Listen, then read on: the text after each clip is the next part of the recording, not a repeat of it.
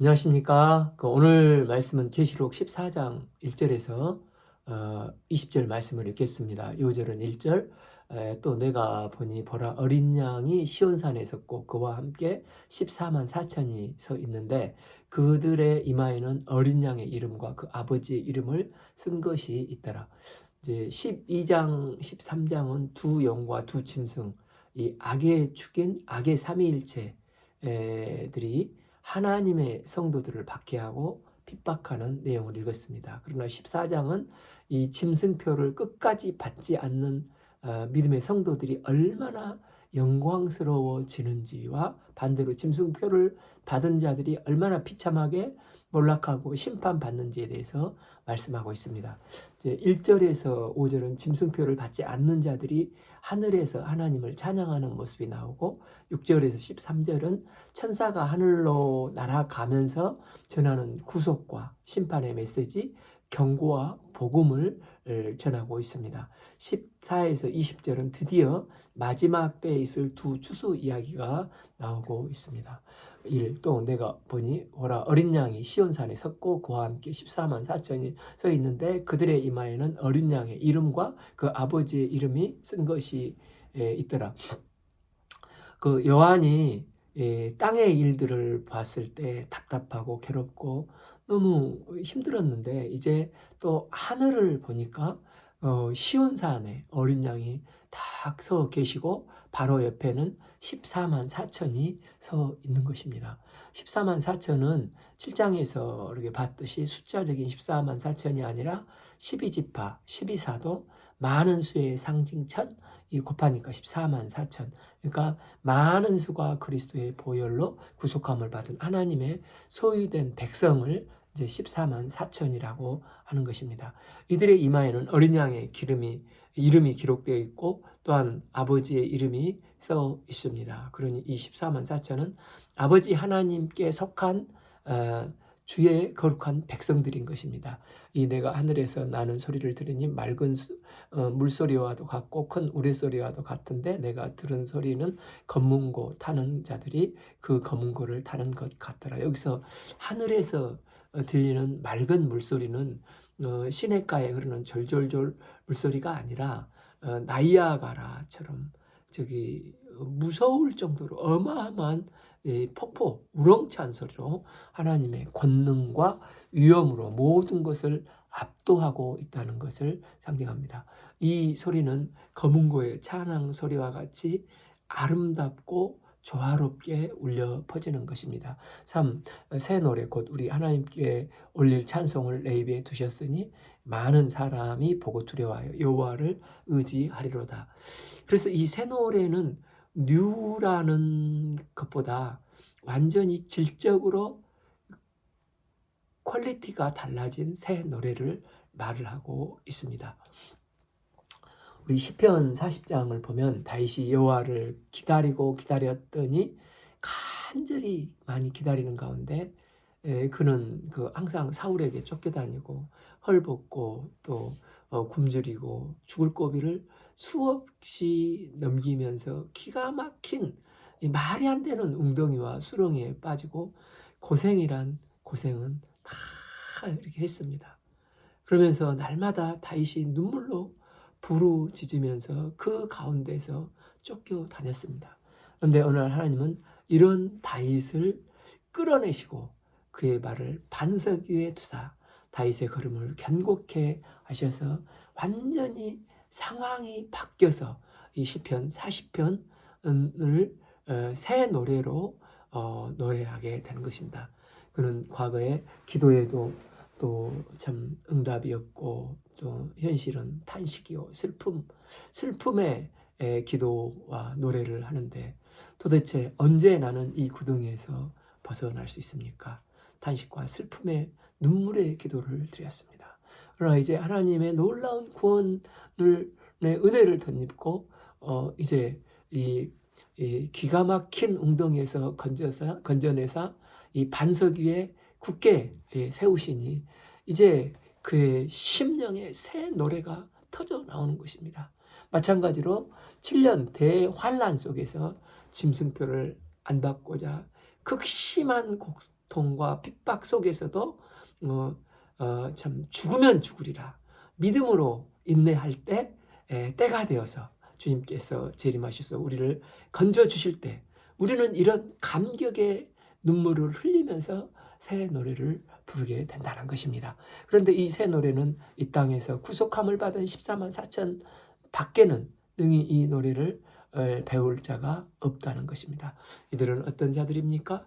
이 사람들은 여자와 더불어 더럽혀지 아니하고 순결한 자더라. 여기서 순결은 어떤 신부나 수녀가 된다는 게 아닐 겁니다. 여기서 여자는 세상 악의 시스템인 이 음녀입니다. 사탄은 세상에서 잘 먹고 잘 살고 시집가고 장가가고 스펙 잘 받아야 잘 살지 신앙이 밥 먹어주냐 이게 하면서 집 주냐 하면서 사탄은 모든 가치관을 이런 식으로 세속적으로 이게 물질적으로 가르쳐줍니다.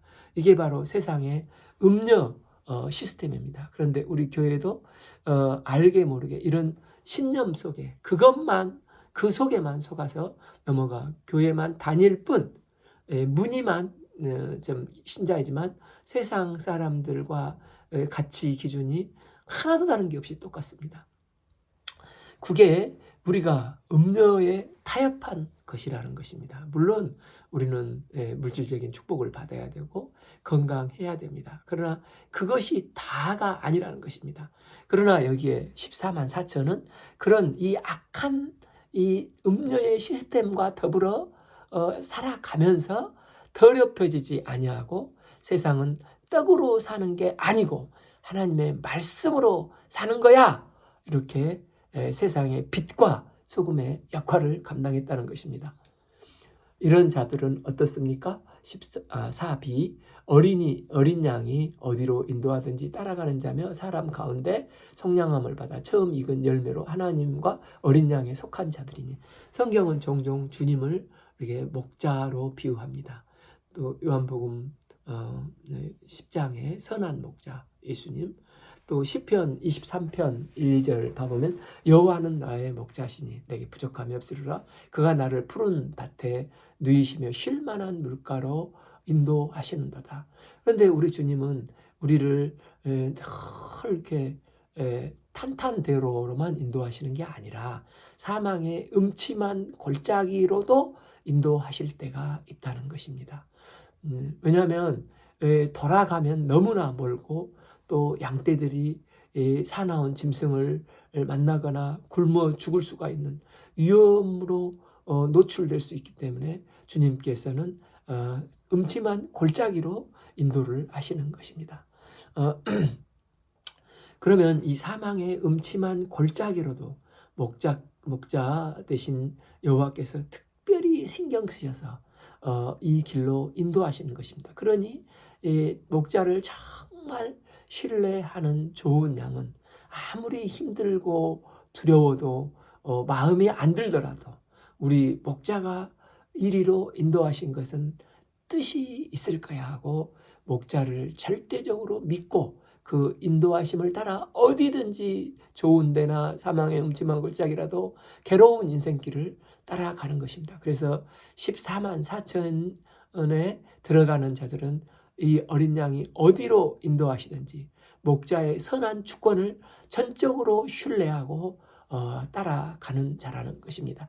그래서 속량함을 받아 처음 익은 열매로 하나님과 어린 양에 속한 자들이라는 것입니다. 여기서 사람 가운데 처음 익은 어린 양에 속한 자는 이제 고린도전서 15장 부활장을 근거로 죽음을 맛보지 않는 엘리야나 에녹은 죽지 않았기 때문에 그건 아니고 오히려 계시록의 두 증인이 죽었다가 부활한 이 두 사람이 처음 익은 열매로 해석하는 경우도 있습니다. 그렇지만 여기서 14만 4천이 구속함을 받고 복음에 증인된 사람들이라 할 수 있습니다. 이들이 나가 적 그리스도의 세력에 의해서 박해를 받고 죽기까지도 하였지만 하나님은 그들을 살리사 하늘로 데려고 가시고 그들이 바로 사람 가운데 부활의 첫 열매가 된다는 것입니다. 믿는 우리가 처음 익은 열매가 되는 것입니다. 때문에 우리 여기서 첫 열매는 레위기 23장 17절을 보면 너희는 추수할 곡식의 첫 열매로 나 여호와 앞에 흔들어 바치라 말씀을 하셨습니다. 이런 말씀을 배경으로 첫 열매는 하나님의 것이기 때문에 열매 가운데 처음 익었다는 뜻보다도 처음 익은 열매는 하나님의 것이다. 이게 하나님의 것인 것을 강조하고 있는 것입니다. 이런 그들은 어떻습니까? 그 입에 거짓말이 없고 흠이 없는 자들아. 이들이 하나님의 구속함을 받아 하나님의 것이 된 하나님의 어린 양에 속한 하나님의 소유된 자들이라는 것입니다. 이제 6절부터 13절은 또 다른 장면으로 새 천사가 휙 날아가면서 영원한 복음에 대해서 선포한 내용입니다. 또 보니 다른 천사가 공중에 날아가는데 땅에 저주하는 자들은 곧 모든 민족과 종족과 방언과 백성들에게 전할 영원한 복음을 가졌더라. 지난 우리는 이제 8장 13절을 보면 네 번째 나팔이 끝나고 다섯 번째 나팔이 울려 퍼질 때 또 내가 또 보고 들으니 공중에 날아간 독수리가 큰 소리로 이르되 땅에 사는 자들에게 화가 있으리니 이 세 천사들이 불해야 할 나팔 소리가 이제 계속해서 남아있음을 말씀함을 읽었습니다. 어떻게 보면 지금 여기에 나오는 장면은 완전히 같은 공중에 날아가는 새인데 다른 장면을 말씀하고 있습니다. 이번에 천사가 공중을 날아가면서 여러 나라, 여러 백성에게 전할 영원한 복음을 가지고 큰 음성으로 지금은 선포하는 내용이 나오는 것입니다. 7. 그가 큰 음성으로 이르되 하나님을 두려워하며 그에게 영광을 돌리라. 이는 그의 심판의 시간이 이르렀음이니 하늘과 땅과 바다와 물들의 근원을 만드신 이를 경배하라 하더라. 특별히 여기서 영원한 복음이라는 말은 헬라어로 유한겔리오, 자주 나오는 말이 아니라 계시록에서 여기만 딱 나오고 있습니다. 아주 특별히 영원한 진정한 복음으로 땅과 하늘과 우주와 창세 전부터 영원까지 하나님께서 행하실 영원한 복음을 지금 천사가 말을 하고 있는 것입니다. 이 영원한 복음은 독생자 예수님의 십자가 부활을 통해 구속함을 받아 본래 하나님의 뜻대로 창조주 하나님의 질서 안에서 하나님을 섬기는 것입니다. 이 피조물이 질서를 거절하고 다른 피조물을 경배하고 다른 피조물에게 영광을 돌린다면 하나님이 보실 때 얼마나 안타깝고 가소롭겠습니까? 그래서 하나님은 모세를 태양신을 섬기는 이 애굽에서 출애굽시키셔서 창세기 모세 오경을 기록하면서 이 진정 경배해야 할 대상은 태양신이 아니라 창조주 하나님이신 것을 드러내셨습니다. 그래서 가장 복된 일은 이 창조주 하나님 질서 안에서 하나님을 경배하고 예배하는 것입니다. 그래서 잠언 9장 10절에서는 말합니다. 여호와를 경외하는 것이 지혜의 근본이요 거룩한 신자를 아는 것이 명철이냐. 진정한 지혜의 근원이 여호와를 경외하는 것, 하나님을 두려워하는 게 영원한 복음이라는 것입니다. 이 두 번째 복음의 소식이 무엇입니까? 8. 또 다른 천사 곧 둘째가 뒤를 따라 말하되 무너졌도다 큰 성 바벨론이야 모든 나라에게 그의 음행으로 말미암아 진노의 포도주를 먹이던 자로다 하더라. 두 번째 복음의 소식은 용과 두 짐승 삼위일체가 설치던 그 시대의 이들이 바벨론 성과 같은 악의 시스템을 이용해서 성도들을 극심하게 박해하고 핍박을 했는데 그게 다 무너졌다는 것입니다. 그러니 핍박당할 때 성도들은 고통과 환란이 언제 끝나나 이 환란과 박해로 인해서 너무너무 고통스럽지만 하나님께서는 그때도 분명히 말씀하십니다. 지금은 악의 권세가 잘 나간 것 같지만 그들은 42개월 한때 두때 반때 즉 3년 반 길지 않은 어느 때가 되면 그들은 셧다운이 되고 끝나는 때가 반드시 있다는 것입니다. 사실 큰 성 바벨론은 대단했지 않습니까? 그런데 이 큰 성 바벨론은 절대 안 무너진다고 생각했는데 무너졌도다 두 번이나 반복해서 강조하여 말씀하고 있습니다. 실제 큰 성 바벨론이 불과 70년 만에 무너질 것은 누구도 생각을 못했습니다. 그러나 다니엘서 5장에서 이 바사살 왕이 성전에서 탈취한 금, 은, 그릇에 기병으로 술을 마시다가 하루 저녁에 순식간에 무너진 것은 누구도 예상하지 못했지만 그러나 하나님께서 이렇게 무너뜨리신 것입니다. 또 이 큰 성 바벨론은 베드로 전서 5장 13절을 보면 이 로마를 상징하고 있습니다. 당시 로마의 이 도미티안 황제는 이 황제를 숭배하지 않으면 핍박하고 그 사람을 잡아다가 재산을 다 몰수하고 심지어 죽였습니다. 당시 로마는 모든 길은 로마로 통한다면서 전 세계를 장악하고 이 로마는 팍스 로마, 영원할 것이라고 생각을 했습니다. 누가 이 로마가 무너질 것을 꿈엔들 생각이나 했겠습니까? 그런데 어거스틴이 본 하나님의 도성에서 세상 제국들은 다 무너지고 역사 속으로 사라진다는 것을 알았습니다. 이처럼 이 앞으로 이제 7년 대환란에도 하나님의 백성과 하나님 교회를 이렇게 핍박하는 이런 거대한 무시무시한 세력이 등장하게 되는데 이 세력은 반드시 무너질 것이랍니다. 그러니까 이 세력은 한때, 두때, 반때 후에 반드시 하나님은 그들을 무너뜨리시는 것입니다.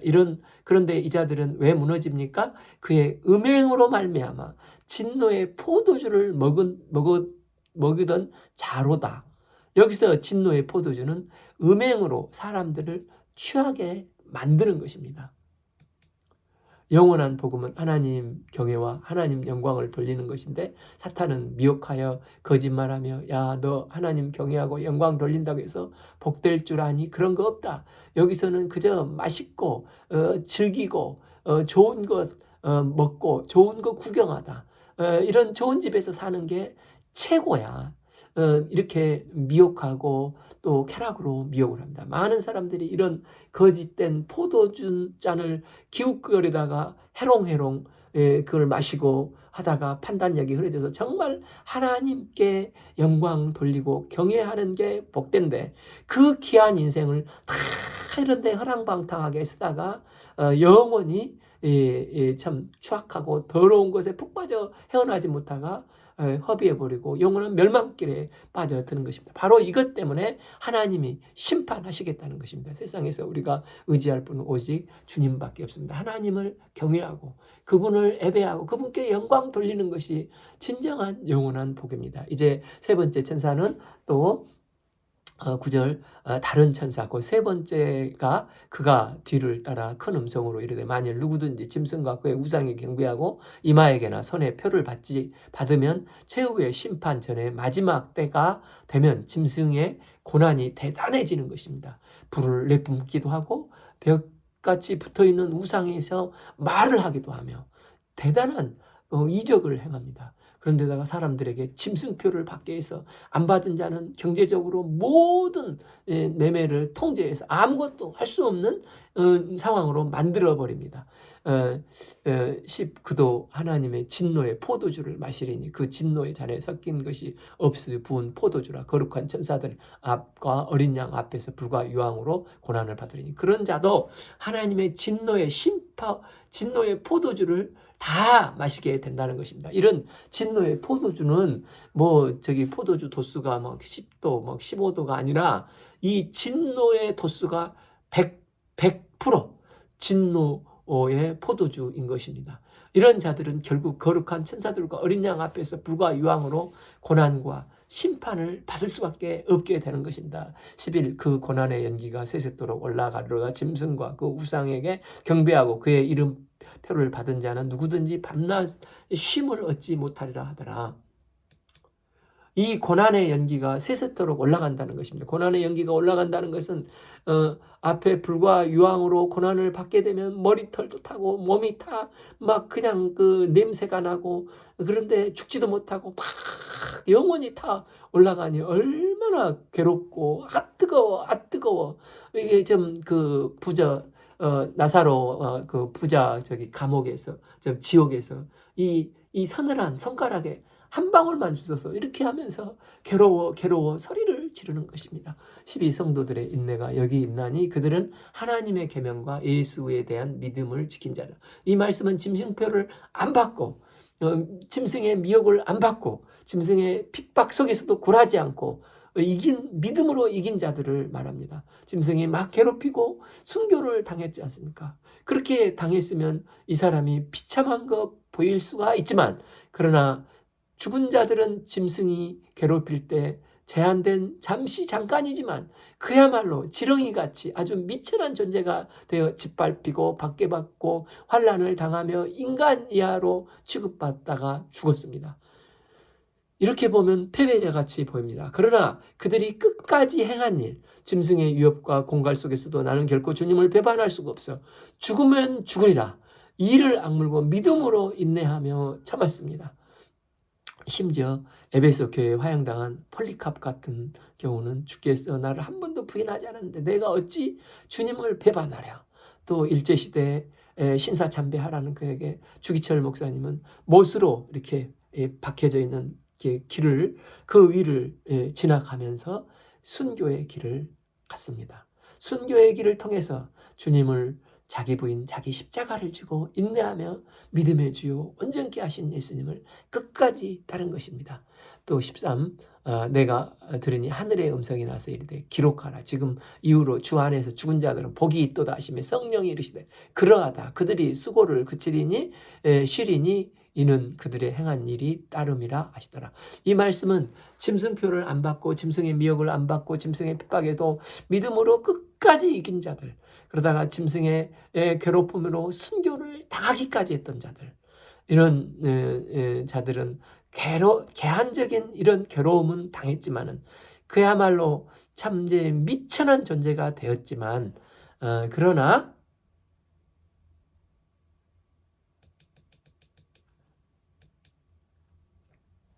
하늘에서 음성이 나는데 이런 자는 복되도다. 그리고 성령 하나님께서 맞장구를 치시면서 그들의 인내를, 그들의 믿음을 인정하시고 잘하였도다. 착하고 충성된 종아. 이게 칭찬하고 환영을 하신다는 것입니다. 그들이 믿음으로 끝까지 인내하는 일로 인해서 이제 그들은 낙원과 또 천국에서 지금부터 영원까지 이 부활하신 주님과 함께 주 안에서 수고를 이제 완전히 그치고 참 안식과 쉼을 영원히 덧입게 되는 것입니다.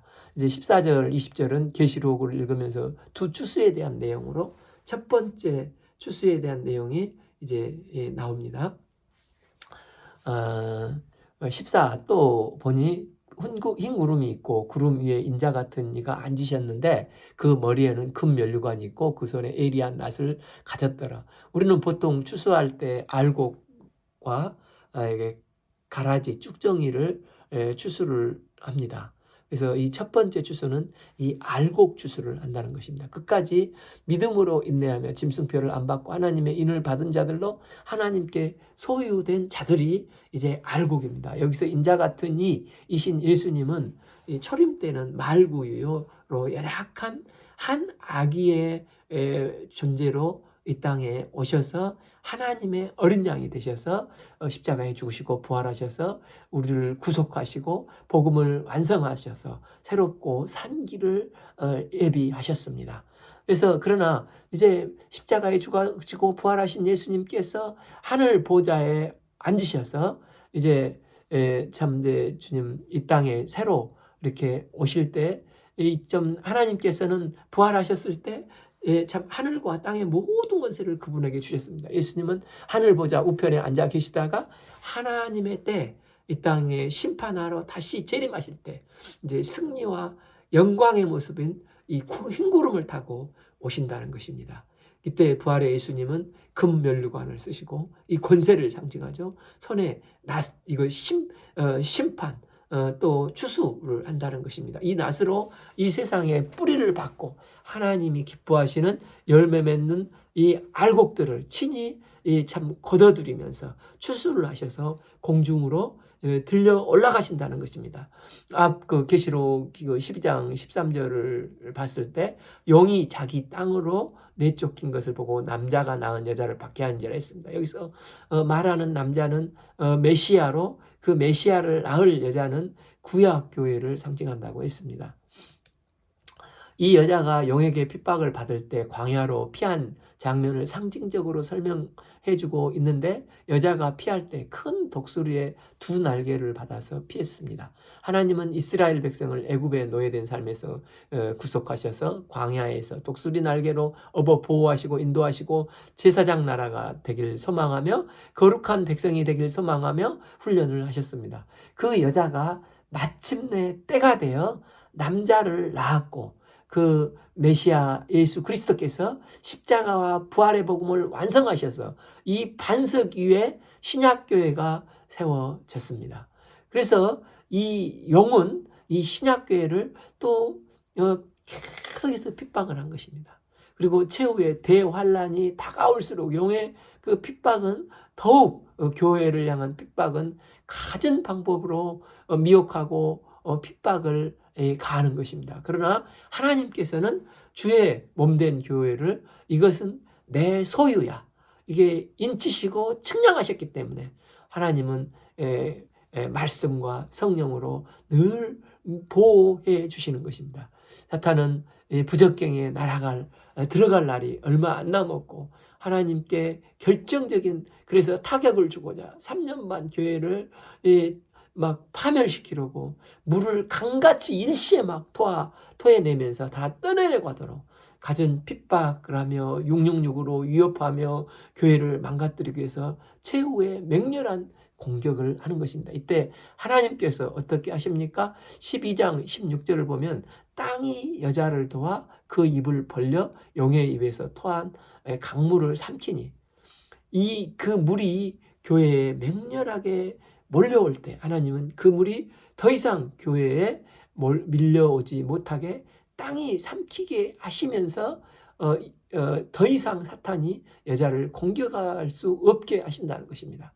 그래서 이 구절은 하늘로 들려 올라가는 휴거로 해석하는데, 더 이상 이제 사탄이 이 들려 올림으로 인해서 공격을 할 수 없게 하신다는 것입니다. 때문에 휴거는 공중으로 올라가는 것인데, 이게 바로 알고 추수라는 것입니다. 그런데 하나님은 백성들은 다 하늘로 들림을 받게 되니까 이제 땅에 남은 사탄은 더 이상 공격 대상이 없어져 버린 것입니다. 그래서 눈을 비비고 또 찾아보니까, 그런데 아직 들림받지 못한 하나님의 백성, 비스무리한 남은 자들이 아직도 있는 것입니다.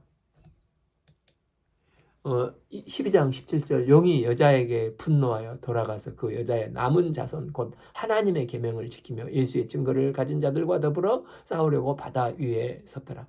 그런데 아직도 땅에는 여자의 남은 자들이 있는데, 말씀을 가장 적절하게 해석하는 것은 구약 교회 가운데 두 부류가 있었지 않습니까? 그러니까 장차 오실 메시아의 언약의 말씀을 믿고 그걸 메시아를 기다리는 사람들, 하나님의 약속을 믿고 믿음으로 산 사람들과, 또 하나님의 약속은 안 믿고 저희 혈통적으로 유대인으로서 그 유대교만 믿는 이 범주 안에 있는 사람들이 있었습니다. 이들은 예수님이 이 땅에 오셔서 복음을 완성하시고 교회가 세워졌는데도 이스라엘은 여전히 이 극소수만 빼놓고 여전히 예수님을 구세주 메시아로 믿지 않은 것입니다. 이들이 최후의 대환란 속에서 두 증인이 죽고 부활해서 또 이렇게 믿는 알곡들이 들림받는 사건과 이런 여러 사건들을, 믿음의 사건들을 보면서 또 계시록 말씀이 그대로 이루어지는 것을 보면서 이제 이런 저기들을 똑똑하게 목도하게 되는 거죠. 그들은 그제서야 정신이 번쩍 들어서, 우리가 그동안 메시아를 몰라보고 우리가 메시아를 핍박하고 죽였구나. 그분이 바로 우리가 기다리는 예수 그리스도가 메시아이시구나. 우리 어찌할꼬 가슴을 치며 탄식하면서 그때서야 비로소 회개하여 주께 돌아온다는 것입니다.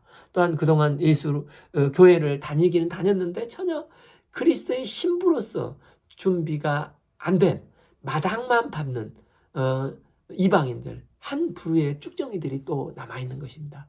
이들은 겉으로 볼 때는 교회에 다니는 것 같고 종자가 같은 쭉정이와 알곡은 같은 DNA니까 아무런 그런데 열매가 없고 잎만 무성하다는 것입니다. 그래서 추수 때 7년 최후의 환란 때 알곡들은 쏙 들림받아 가지만 이들만 남게 되어서 유대인과 이방인 쭉정이 가라지들을 사탄은 맹렬하게 공격하고 바다 모래에 집결하여 있다는 것입니다. 근데 사탄이 있는 곳은 바다 모래예요. 이것은 반드시 무너지는 것이지 않습니까? 이런 자들 중에 사탄의 최후의 무서운 공격에서도 끝까지 믿음으로 인내하는 자들은 알곡이 되어 이삭 죽기로 마지막 구원의 은혜를 덧입게 된다는 것입니다. 그런데 이때도 끝까지 회개치 않고 쭉정이와 가라지로 남아있게 되면 이런 자들은 이제 결국 어떻게 되는 것입니까? 15. 또 다른 천사가 성전으로부터 나와 구름 위에 앉은 이를 향하여 큰 음성으로 외쳐리되 당신의 낫을 휘둘러 거두소서 땅의 곡식이 다 익어 거둘 때가 이르렀음이니이다 하니 16. 구름 위에 앉으신 이가 낫을 땅에 휘두르매 땅의 곡식이 거두니라. 이제 쭉정이와 가라지에 대한 추수입니다. 17. 또 다른 천사가 하늘에 있는 성전에 에서 나오는데 역시 예리한 낫을 가졌더라. 처음에 인자 같은 예수님께서 친히 이 알곡을 추수하셨는데 이제는 천사가 제단으로부터 나와 아주 예리한 낫을 가졌고 이 천사를 통해서 그들을 추수하기 시작하는 것입니다. 그런데 이때 18 또 불을 다스리는 다른 천사가 제단으로부터 나와 예리한 낫 가진 자를 향하여 큰 음성으로 불러 이르되 내 예리한 낫을 휘둘러 땅에 포도 송이를 거두라. 그 포도가 익었느니라 이제 이렇게 합니다. 여기서 포도가 익었다는 것은 하나님을 안 믿는 불신자들의 악이 목에까지 관영하여 다 차서 이제 하나님 공의의 하나님의 심판이 불가피한 상황에 이르렀다는 것입니다. 이 천사가 낫을 막 휘두르면서 포도송이를 거둡니다. 어떻게 거둡니까? 19 천사가 낫을 휘둘러 땅에 포도주를 거두어 하나님의 진노의 큰 포도 틀에 던졌다는 것입니다. 하나님의 진노의 큰 포도주 틀은 하나님의 심판의 장소입니다. 20 성 밖에서 그들이 밝히니 들에서 피가 나서 말 굴레까지 닿았고 1600 스타디온에 퍼졌더라. 이 성 밖은 부정한 곳이 있는 곳으로 일종의 저주의 장소입니다. 예수님께서도 그 영문 밖 골고다 언덕에서 십자가에 못 박히셨습니다. 또 11장 1, 2절에도 성전 안에 하나님의 소유가 있지만 성 밖은 측량하지 말라고 성전 밖에는 하나님의 속한 자들이 아니라 징계의 대상으로 버려둔 땅이 되는 것입니다. 여기도 마찬가지로 공의의 하나님에 의해 철저히 밟히운다는 것입니다. 이제 이 포도가 밟히우면 붉은 이 포도도 즙이 막 팍팍 튈 것 아닙니까?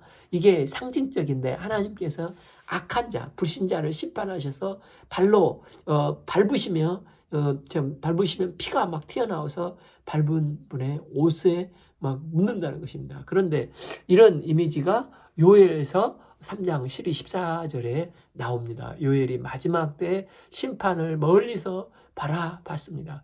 12절 하나님께서 민족에 대한 심판이 있는데 일어나서 여호사밧 골짜기로 올지어다. 여기서 사밧은 왕이라는 뜻인데 여호가 왕이라는 뜻인데 사밧은 심판이라는 뜻으로 그러니까 이름도 여호사밧 왕이 있죠. 고유명사로. 그렇지만 또 의미로 말하면은 사밧은 심판의 뜻으로 민족들은 일어나서 여호와께서 심판하시는 골짜기로 올라올지라 모든 민족들을 믿지 않는 민족들을 심판하시겠다는 것입니다. 그래서 13절 너희는 낫을 쓰라 곡식이 이것도다 와서 밟을지어다 포도주들이 가득 차 있고 포도주 독이 가득 차 넘치니 그들의 악이 크미로다.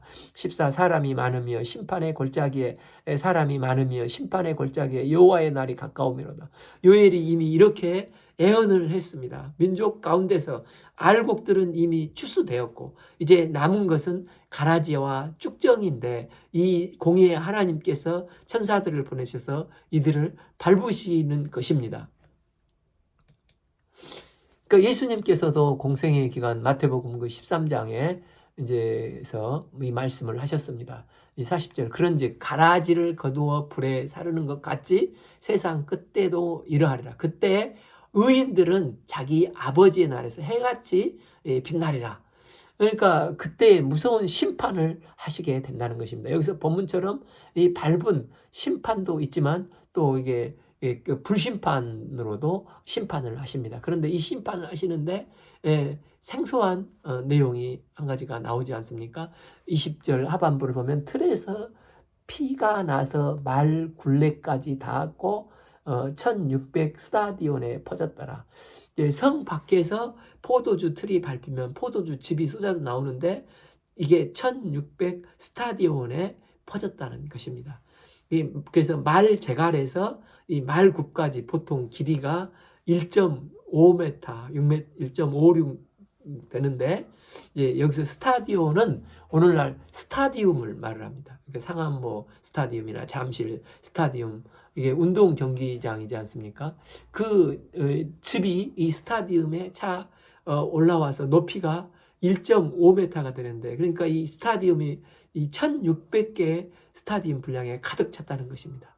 그러니까 보통 축구장 넓이가 가로 세로 105m, 68m에다가 높이가 그러니까 1.5m. 보통 성인 한 사람의 몸에서 나오는 피 몸을 쭉 짜면 피가 5리터 많이 나오면 6m가 나온다고 합니다. 이걸 총 계산을 해보면 그러니까 34억 명이나 이렇게 여기에서 이렇게 심판을 받는다는 것입니다. 그러니까 주님께서 이 땅 위에 재림하셔서 알곡과 쭉정이 가라지를 추수하며 심판하실 때 34억의 많은 피가 상징적으로 한꺼번에 쏟아져 나올 정도로 무시무시하고 무서운 공의의 심판이 이루어지는 것입니다. 이렇게 두 추수 사건이 나오는데 첫 번째 추수는 흔히 휴거로 하늘로 들리움을 받은 사건으로 보고 그러면 땅에 쏟아져 있는 7대접에 대한 심판이 이미 하늘에 들리움 받은 자들과는 이제 상관이 없게 되는 것입니다. 이 일곱인 나팔에서 영향을 받았고 특히 짐승표가 시행될 때 많은 영향을 받았지만 하나님께서 말씀과 그들을 성령으로 교회를 보호하심으로 그들이 사탄에게 미혹되어 배신하지 않도록 하나님께서는 지키셨습니다. 그런데 사탄은 더욱더 공격을 가하니까 이제 마지막 재앙이라고 할 수 있는 이 7대적이 이 땅에 쏟아지게 됩니다. 그러니 휴거된 사람들은 주님께서 이 땅에 심판하신 내용을 하늘 위에서 이제 보게 되는 것입니다. 이 휴거 사건은 데살로니가전서 4장 14, 15절에서도 말씀하고 있습니다. 예수 믿고 죽은 자들이 낙원에 가서 이제 부활하신 예수님과 함께 거합니다. 또 십자가상에서 죽으시고 마지막 순간 죽는 순간까지 예수 믿고 죽었던 강도도 이 낙원에 같이 있게 되는 것입니다. 14 우리가 예수께서 죽으셨다가 다시 살아나심을 믿을진데 이와 같이 예수 안에 있는 자는 하나님이 그와 함께 데리고 오시리라는 것입니다. 그래서 이미 죽은 자들이 그때 이제 그 예수님께서 다시 재림하실 때 죽은 자들도 그 낙원에 있던 영혼들이 영광의 몸으로 또 신령한 몸으로 벌떡 일어나서 영광스러운 신령한 부활의 몸으로 이 낙원에 있던 영혼과 결합이 되어서 공중으로 이제 들림을 받게 되는 것입니다. 17 그 후에 우리가 살아남은 자들도 그들과 함께 구름 속에서 끌어올려 공중에서 주를 하게 하리니 그리하여 우리가 항상 주와 함께 있으리라. 그러니 주님이 재림하실 때 예수 믿는 자는 산자나 이미 죽어 낙원에 있는 자들아 다 함께 들림받게 되어서 이제 어린 양의 혼잔치에 참여하게 되고 사랑하는 주님과 함께 새하늘과 새 땅에서 영원히 해처럼 빛나는 삶을 살게 되는 것입니다. 이게 바로 알곡 추수 사건입니다. 그날을 소망하며 말세지 말에 우리가 어떤 미혹과 핍박 속에서도 이 땅에서 말씀과 성령의 도우심으로 보호하심과 인도함을 받아서 이 땅에서도 능히 이기는 자의 삶을 살고 영원한 주님의 구속 역사에 함께 살아나가시기를 간절히 기도합니다. 오늘 말씀은 계시록 14장 1절에서 20절 말씀을 읽었습니다. 감사합니다.